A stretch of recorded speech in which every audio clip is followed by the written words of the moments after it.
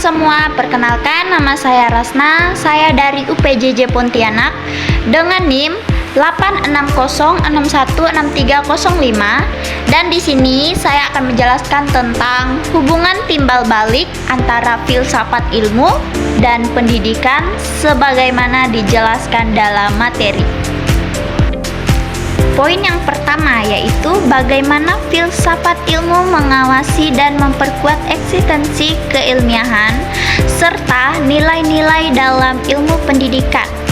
Jawabannya yaitu filsafat ilmu mengawasi dan memperkuat ilmu pendidikan melalui pendekatan ontologi atau hakikat, epistemologi atau metode, dan aksikologi atau nilai. Hal ini untuk menjamin pendidikan tetap berlandasan prinsip ilmiah, etis, dan relevan dengan perkembangan zaman. Ia juga mengkritik asumsi dasar, memvalidasi metode pedagogis, dan memastikan tujuan pendidikan memanusiakan manusia. Poin yang kedua yaitu bagaimana pendidikan yang bermakna dan bernilai turut memperkuat perkembangan filsafat ilmu. Jawabannya yaitu pendidikan yang bermakna dan bernilai memperkuat filsafat ilmu dengan menjabatani teori abstrak dan praktik.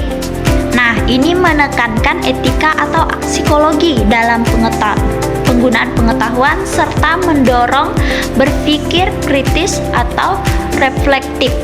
Ia mengubah ilmu dari sekedar hafalan fakta menjadi pemahaman atau hakikat, atau juga dengan tujuan dan dampak kemanusiaan dari pengetahuan tersebut.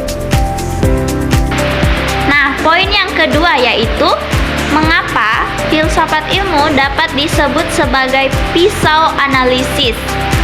Ontologi, epistemologi, dan aksikologi dalam membedah persoalan-persoalan pendidikan, filsafat ilmu disebut sebagai pisau analisis karena menyediakan 3 pilar sistematis.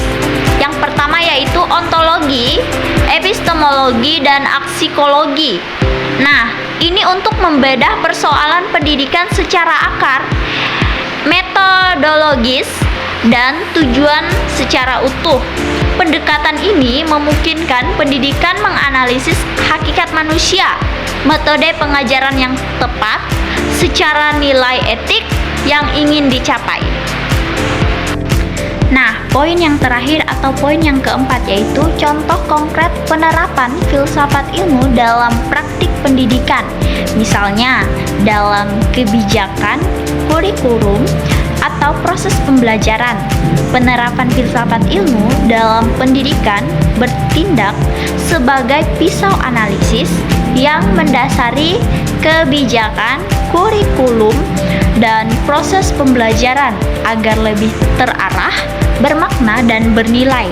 Contohnya, konkretnya meliputi kurikulum merdeka yang berpusat pada potensi siswa, pendekatan konstruktivisme di kelas, serta pendidikan karakter yang mengutamakan aksikologi. Nah, itu saja yang dapat saya sampaikan. Kurang dan lebihnya saya mohon maaf. Sekian dan terima kasih.